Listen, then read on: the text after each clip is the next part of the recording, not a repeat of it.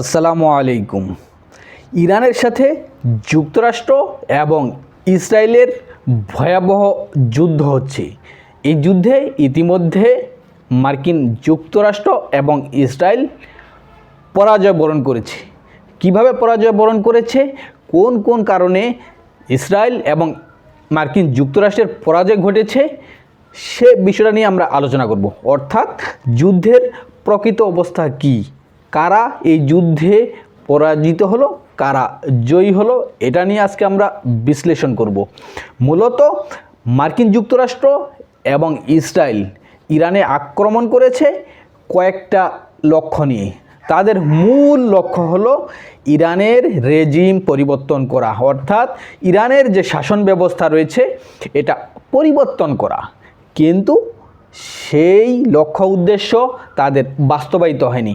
হ্যাঁ, ইরানের সর্বোচ্চ ধর্মীয় নেতা আয়াতুল্লাহ আলী খোমেনি এবং তার অনেক কমান্ডার, 40-50 জন কমান্ডার হতে পারে, নিহত হয়েছে, মারা গেছে।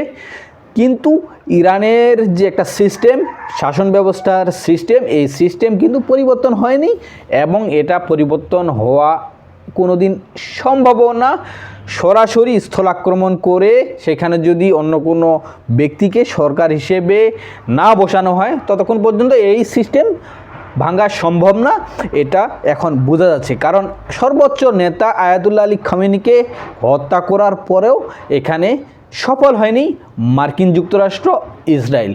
অন্যদিকে তারা ইরানের যে মিসাইল সিস্টেম আছে, তাদের যে অস্ত্রশস্ত্রের অত্যাধুনিক অস্ত্রশস্ত্র রয়েছে, অত্যাধুনিক মিসাইল সিস্টেম রয়েছে, এই মিসাইল সিস্টেমটাকে ধ্বংস করার চেষ্টা করেছিল, লক্ষ্য ছিল মার্কিন যুক্তরাষ্ট্র, ইসরায়েলের। কিন্তু সেটাও এখন সম্ভব হয়নি। ইরান যেভাবে শুধু মার্কিন স্থাপনায় নয়, শুধু ইসরায়েলে নয়, বরং মধ্যপ্রাচ্যের যেসব মার্কিন ঘাঁটি রয়েছে সেগুলোতে যেভাবে আক্রমণ চালাচ্ছে, তাতে দেখা যাচ্ছে যে ইরানের সেই সক্ষমতাও আমেরিকা, ইসরায়েল ধ্বংস করতে পারেনি এবং সেটাও সম্ভব হবে না। আর ছোটোখাটো অনেক উদ্দেশ্য রয়েছে, লক্ষ্য রয়েছে, সেগুলো তো নাই বললাম। অর্থাৎ আমেরিকা, ইসরায়েলের যেসব লক্ষ্য উদ্দেশ্য রয়েছে সেই উদ্দেশ্য হাসিল করতে পারেনি আমেরিকা, ইসরায়েল। অর্থাৎ সে যুদ্ধে ইতিমধ্যে এই যুদ্ধে ইতিমধ্যে আমেরিকা, ইসরায়েল পরাজয় বরণ করেছে, কারণ তাদের লক্ষ্য উদ্দেশ্য সফল হয়নি। সেখানে লক্ষ লক্ষ মানুষ হত্যা করে তো আসলে যুদ্ধে জয়ী হওয়া যায় না, তাই না? তারা যে উদ্দেশ্য নিয়ে যুদ্ধ শুরু করছে সেই উদ্দেশ্য যদি হাসিল করতে পারতো তাহলে বলা যায় যে হ্যাঁ, তারা এখানে সফল। অন্যদিকে ইরানের স্ট্র্যাটেজি ছিল কি? ইরান জানতো যে তারা হামলার শিকার হবে, তারা সেজন্য প্রস্তুতি নিয়েছে এবং অবশেষে যখন ইরানে আক্রমণ করেছে আমেরিকা, ইসরায়েল, ইরান তাদের সেই আক্রমণের সক্ষমতাকে তারা বিকেন্দ্রীকরণ করেছে, যে তাদের কমান্ড সিস্টেম যদি ভেঙে যায় তারপরেও তারা যেন যুদ্ধ কন্টিনিউ চালাতে পারে।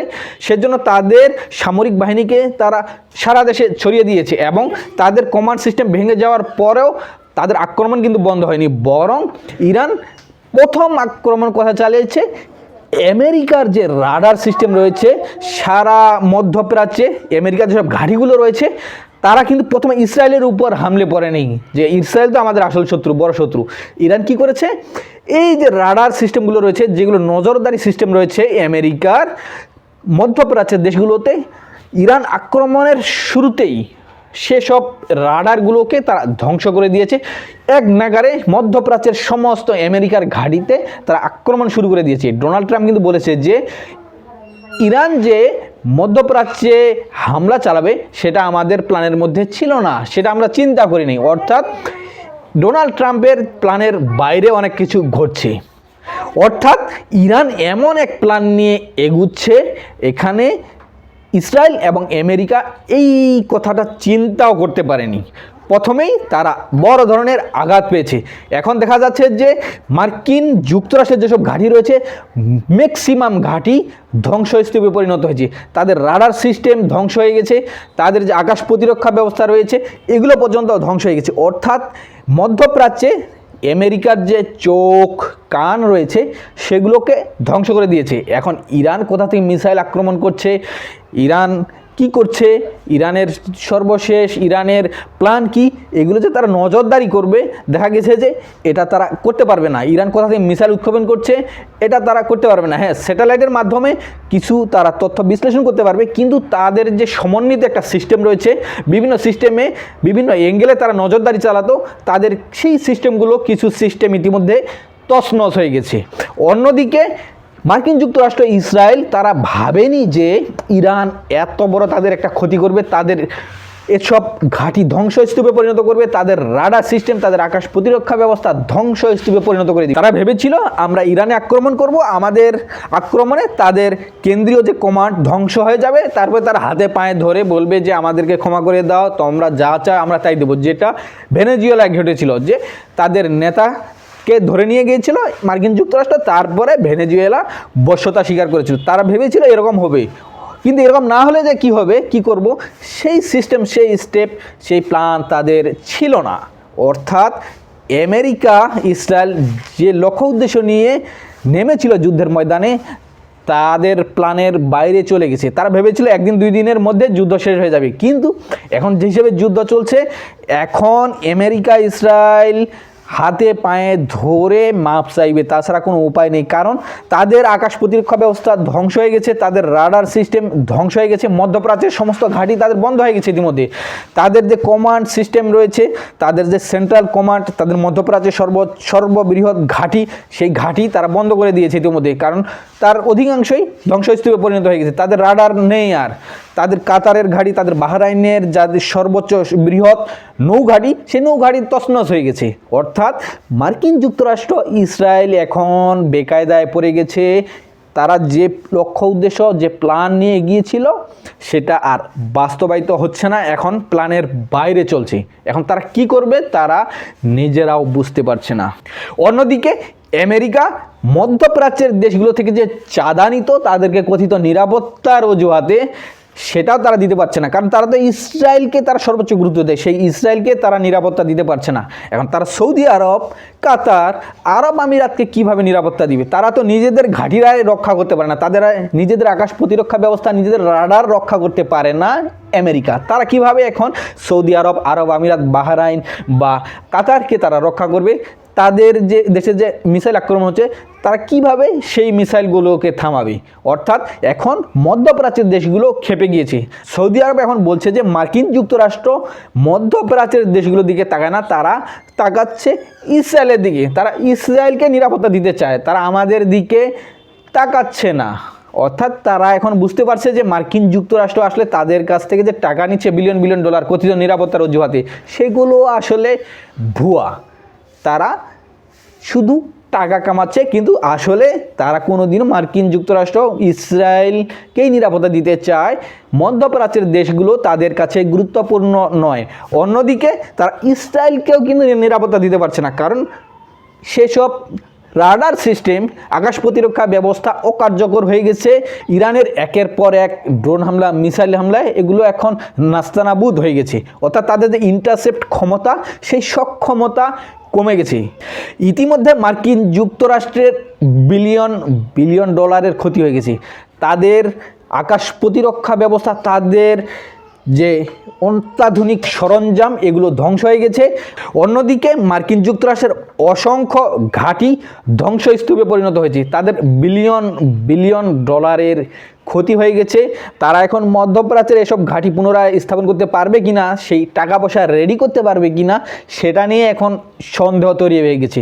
তাদের আকাশ প্রতিরক্ষা ব্যবস্থার দুর্বলতা প্রকাশ পেয়েছে। তারা ইরানের সাধারণ ড্রোন, সাধারণ মিসাইলগুলোকে এখন আটকাতে পারছে না। এতে দেখা যাবে যে ভবিষ্যতেও এসব যে অস্ত্রের যে একটা চাহিদা ছিল, এগুলো কমে যাবে, এবং দেখা যাবে যে মার্কিন যুক্তরাষ্ট্রের যে অস্ত্রের বাজার যে গরম ছিল সারা পৃথিবীতে, দেখা যাবে যে এদের তো কার্যক্ষমতায় নেই। এখন দেখা যাবে যে অস্ত্রের অর্ডার কিন্তু কমে যাবে। এটা আমরা ভবিষ্যতে দেখতে পারবো।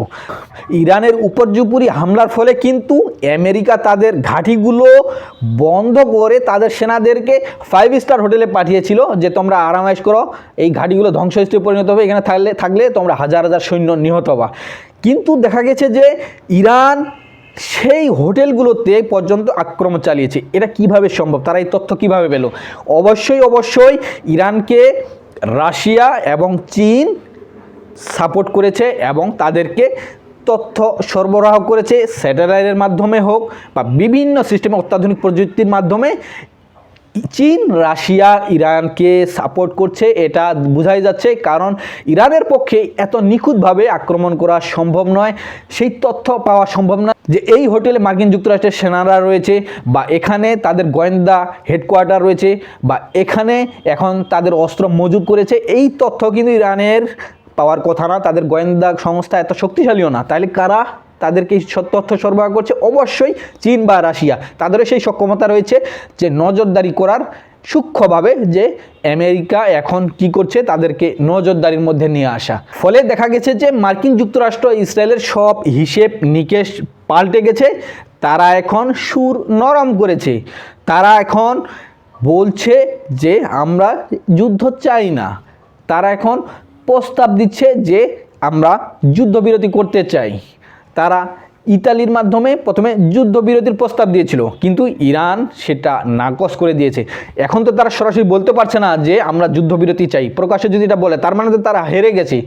তাদের বডি ল্যাঙ্গুয়েজ, তাদের এক্সপ্রেশন এখন দেখলে বোঝাই যাচ্ছে তারা এখন কতটা বেকায়দা রয়েছে। যে ডোনাল্ড ট্রাম্প হাসি খুশি থাকে সবসময়, সুন্দর সুন্দর কথা বলে, সে সরাসরি সাংবাদিকের কাছে বলে যে আমরা সেই দেশটাতে তছনছ করে দিব, অমুক করবো তমুক করবো, ভেনেজুয়েলা যেটা ঘটেছিল। এখন ডোনাল্ড ট্রাম্পের বডি ল্যাঙ্গুয়েজ কি? সে এখন গোমরা হয়ে আছে, সে সাংবাদিকদের সাথে কথা পর্যন্ত বলে নেই। অর্থাৎ তারা এখন বেকায়দা রয়েছে, কিন্তু তারা তো বলতেও পারছে না যে আমরা এখন যুদ্ধবিরতি চাই বা ইরানের সাথে চুক্তি চাই। অন্যদিকে এখন যেভাবে যুদ্ধ চলছে, এই যুদ্ধে মধ্যপ্রাচ্যের দেশগুলোকে ইরানের বিরুদ্ধে দাঁড় করানোর জন্য দেখা গেছে যে ইসরায়েল মধ্যপ্রাচ্যের দেশগুলোতে গুরুত্বপূর্ণ স্থাপনায় তারা আক্রমণ চালাচ্ছে। সেটা আবার ফাঁস করেছে একজন বিশ্লেষক, যার আবার মার্কিন যুক্তরাষ্ট্রের বিভিন্ন গোয়েন্দা তথ্য তার কাছে আসে। তিনি প্রকাশ করে দিয়েছেন যে ইসরায়েল মধ্যপ্রাচ্যের গুরুত্বপূর্ণ স্থাপনায় হামলা চালাচ্ছে যেন সে দেশগুলো ইরানের বিরুদ্ধে যুদ্ধে আসতে বাধ্য হয়। কিন্তু মধ্যপ্রাচ্যের দেশগুলো কি সেই সাহস দেখাবে? কখনোই নয়। কারণ এখানে সরাসরি আমেরিকা তাদের সমস্ত শক্তি নিয়ে দাঁড়াচ্ছে, ইসরায়েল তাদের সমস্ত শক্তি নিয়ে দাঁড়াচ্ছে, পারে না। ধরে নেন আরব আমিরাত, তারা ইরানের বিরুদ্ধে দাঁড়াবে যে তোমরা আমাদের এখানে আক্রমণ করলা কেন? এখন সেই সাহস দেখাবে। সে যদি একটা বিমান হামলা করে, তারপরের দিন তো তার গুরুত্বপূর্ণ স্থাপনায়, তার রাজার, তার বাদশার রাজপ্রাসাদে হামলা চালাবে ইরান। তারা তো হইল আরামায় এসে বিলাসী জীবনযাপনে ব্যস্ত। তারা কি সেই সাহস দেখাবে? কোনো দিনও নয়। তারা কোনোদিনও ইরানের বিরুদ্ধে যাবে না। আর যদি যায়ও, তারা কি করবে? তারা হয়তো নাম কাওয়াজতে একটা দুইটা বিমান হামলা করে চলে আসবে। তারা হইল ভীতু, তারা কোনোদিনও ইরানের বিরুদ্ধে যাবে না। আমেরিকাকে খুশি করার জন্য তাদেরকে হয়তো পেছন থেকে সাপোর্ট দিবে যে তোমাদের যা টাকা লাগে আমরা দিব, যা আমাদের যেগুলো অস্ত্র আছে এগুলো ব্যবহার করো, কিন্তু তারা ইরানের বিরুদ্ধে কোনো দিনও যাবে না।